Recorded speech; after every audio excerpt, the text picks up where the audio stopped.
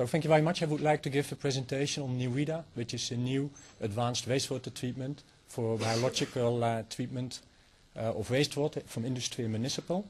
I work with DHV. We are a major group of consulting engineering firms, head offices in the Netherlands, but we work internationally and have offices in many places in the world. So much for the campaign. This I have to fill a little bit with it, sorry. So this is actually an example of what we do. If you treat wastewater on a normal way, you use activated sludge. You probably are all familiar with it. What the Nereda Technology is doing, we're using more or less the same type of bacteria, but we are able to grow them in form of granules. Then you have a much more dense concentration of bacteria. So you have more bacteria in the same volume, and they settle extremely fast. And that's more or less bringing a lot of advantages. And I can tell you a lot about it, but we also prepared a very short animation I would like to show you, because maybe that will be a little bit clearer when I do it. And that will start now. Hans, I have no sound.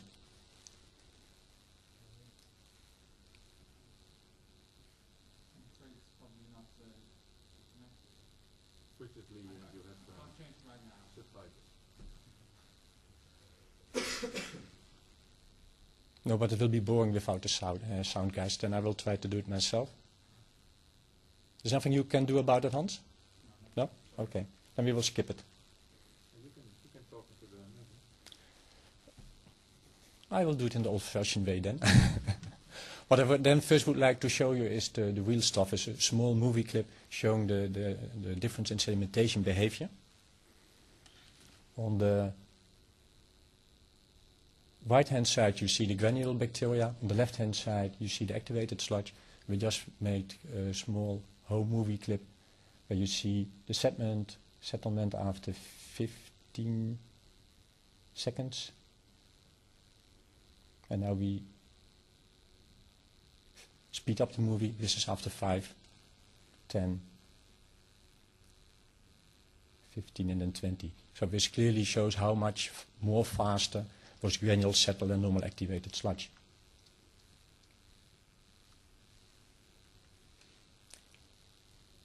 So that fast settlement brings a lot of advantages, because a lot of equipment can be much more compact. You also have more bacteria at the same time. But from process side, what is probably even more attractive, that is that if the granules are so big that if you have air bubbles at the outside, the oxygen can only penetrate into the first 100, 200 micro. That means that if you do an aeration step, that the outside of the granules are at aerobic conditions, but the inner part will be anoxic and anaerobic. That means that in one step you can have COD-removal at the outside, while at the same time you have simultaneous denitrification taking place in the inner part. And that means that you can do a full biological nitrogen removal, nitrogen plus the phosphate, in only one aeration step. And that makes the process very simple and elegant. So the process setup we apply is quite simple. We use an optimized SBR cycle. We pump in the wastewater to be treated, at the same time push out the water which already has been treated in the previous cycle. Then we go to a aeration phase where all the biological processes take place, so the removal of organic, nitrogen and phosphate. And then we have a very rapid settling phase that only takes a few minutes and the cycle continues. So it's indeed a very simple, improved SBR cycle. The advantages giving the feature of the aerobic granules is that the equipment can be very compact. That translates back in a very small footprint if you compare it with normal activated, conventional activated sludge systems, which is doing a full BNR. The footprint is about a factor of 4, so it's much smaller than activated sludge. Interestingly, because we can do that simultaneous denitrification in one step, a lot of rotary equipment is not required. And you have also an interesting energy saving in the range of 25 to 35 up to 40%, depending what type of equipment you apply. And that of course relates in plants which are more cost effective to construct, but also are more cost effective to operate.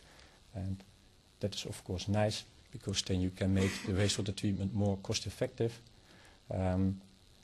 and you can treat wastewater to lower cost, and probably especially important to countries which are a little bit less developed and less rich than Western Europe. You can make wastewater treatment much more affordable.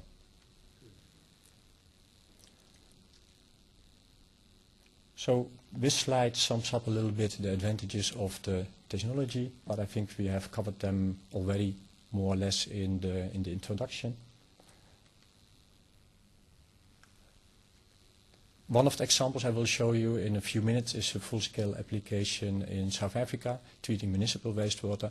And what I think is interesting to show you at the same time, that these pictures are taken from the plant, that most of that water from the plant is being recycled. So where the previous speaker presented an aerobic technology, which you can also get in a granule form. You get an excellent treatment, a very compact unit.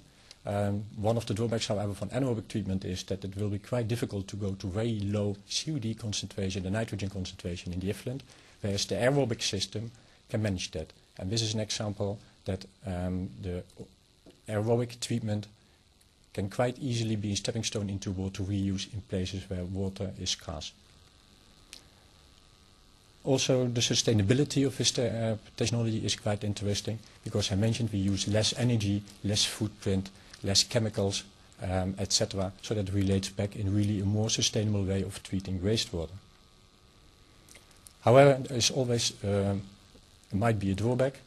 The only drawback we see so far is that we have to grow the granules. So what we typically do, we start with normal activated sludge, and we make a transformation of that activated sludge into granules, and that takes some time. Depending on temperature and wastewater strength, that could be a couple of months, or it can be a couple of weeks, depending on the temperature and strength.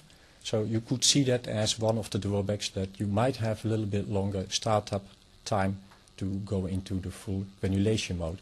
However, already while we are making the granules, you already get a very good treatment of the wastewater. So the actually startup duration is less long if you look to the wastewater quality than for the granulation phase. And there's also only maybe a temporary drawback, because as soon as you have a plant up and running, you can of course seed a new plant with existing granules, and then you are back in normal operation within a week or two. The whole technology is coming from Holland, and it's, I think, professors should drink more beer. I'm not sure if Kees is keen on this slogan, but I think wine probably works too. But this technology is more or less the result of a friendly competition of two professors, Peter Wilderde from Munich and Mark van Loosdrecht from Delft University, who visited Oktoberfest and trained back, and I assume they drank more than only one glass of wine, set up a bet that it should be possible to grow aerobic granules, likewise you have anaerobic granules, and they agreed that the first one who was able to grow those granules could file for patent. And luckily for the Dutch, the Mark van Loosdrecht and his team were a little bit earlier than Peter Wilderde. So the technology origin was started in the mid-90s. Since 2003 we are able to apply this technology on pilot scale. In 2005 the first industrial application has been started up. In 2006 to 2008 first municipal demonstration plants have been constructed, which I will show you later. And earlier this year the first full-scale municipal application in the Netherlands has been started up as an operation. What was quite important in the development of this technology for the municipal application was the public-private partnership, where the university, DHV, and a couple of water boards cooperated very closely together in transferring that know-how we had on industrial scale and on pilot scale into, well, larger applications for municipal applications. And that's what we call the National Nereda Research Program, where continuously pilot plans have been executed at a number of sites, which you see here, and all the parties involved are listed as well. The current state of the technology is that, as I mentioned, there are several industrial units up and running since 2006. The wastewater treatment plant of Epe, about 16,000 people equivalent, is up and running. The two projects in the pipeline in the Netherlands, Vroomshoop and Dingsbelo, which probably will come up quite soon. In Portugal there is a full-scale retrofit demo at the municipal site. In South Africa, more than 2 years, a municipal plant is up and running and performing extremely well. And the next one, which is now almost close to starting the construction, is in Stellenbosch, Wemmershoek. So really the technology is moving, and this is the current status. I would like to show you a couple examples of those plants. The first one we constructed is for cheese factory, where we had to treat a lot of fat and oil and grease treating wastewater. We did that by retrofitting an existing milk storage tank. That's why it looks so funny on top. Has nothing to do with the technology. COD concentration is mentioned 2,000 to 4,000 grams per liter. Oil and grease was relatively high. So we had a DEF unit in front of us, like you would do with a normal activated sludge system, to remove the oil and grease. Second project was a greenfield application for the food industry. The plant was constructed. After a while, the client decided to close down his whole factory, but he liked the treatment technology so much that he moved that plant from one location to the other one. And we started it up by the end of 2009. Typical performance is quite well. You see the operator who is very happy with his granules. I stole a sample from him, so I will pass it around so you can see it as well.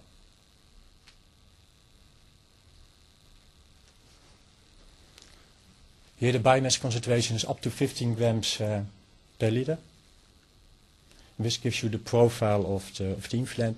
So mainly what we do is COD-removal, which is somewhere between 3 to 4 grams per liter, and that gives you a performance well above 95% of COD removal.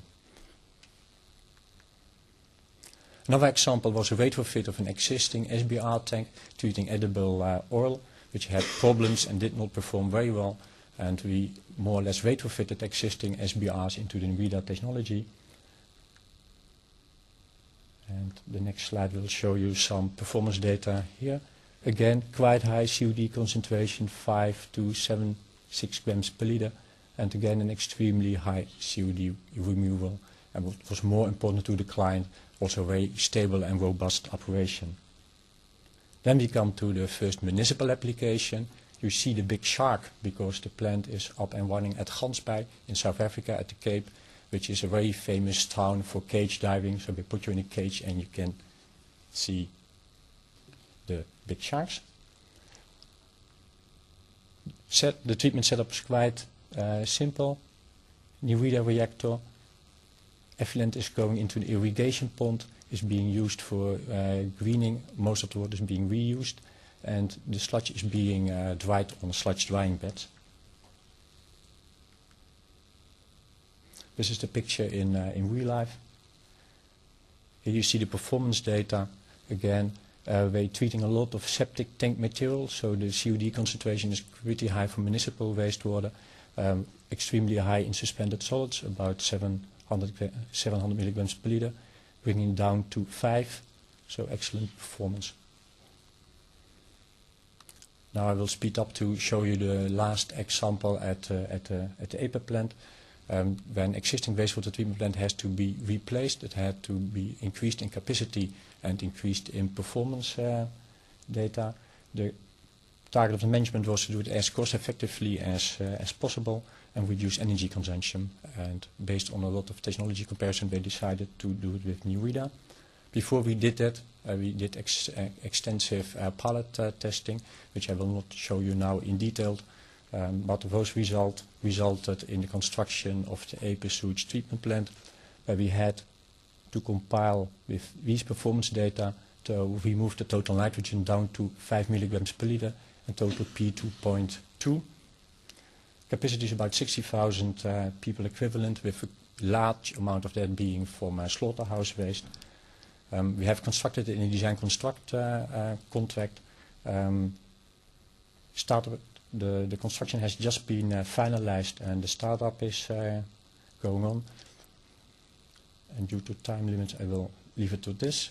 Now after construction it looks like this, almost like this, because that green grass is not yet there, but we will have it in spring. So we photoshopped it a little bit in. And this is the current status. Since September 20 we are online with the treatment plant. At the moment we treat about 60 to 70% of all the incoming wastewater. The rest still goes to the existing wastewater treatment. And we increase the feed to our system. And as soon as all the wastewater is being treated, the old one will be demolished. Since September 20 we were able to double the biomass concentration. And at the current stage we have about 4.5 grams per liter. And our design view is 8. Well, there's a little bit less water coming in than expected, so probably we'll settle with 6 at the moment. Effluent quality is very good, and sludge processing performs even much better than expected. These are the recent performance data. So since September 20, we are treating the water. You see COD fluctuating over the day, and also on the performance of the plants. This is the effluent COD, total and filtrated, more or less the same, indicating very low concentration of suspended solids. And here you see the same data for ammonia, influent data, and at the moment we have about a total a nitrate concentration of about 5, typically no ammonia. So although we are not yet optimizing the system, it's already performing extremely well. And I think I would like to leave it to here. So what I wanted to tell you, that there is an exciting new technology available for treating wastewater on a biological way, which can do it more cost effective and more sustainable. It's a relatively fresh technology, but the track record is growing. There are industrial applications, there are municipal applications. We are quite sure that this will involve in the new Dutch standard wastewater treatment plant, which will be applied all over the world. Thank you very much.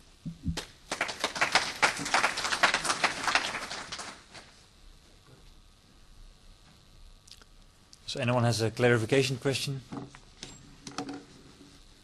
No?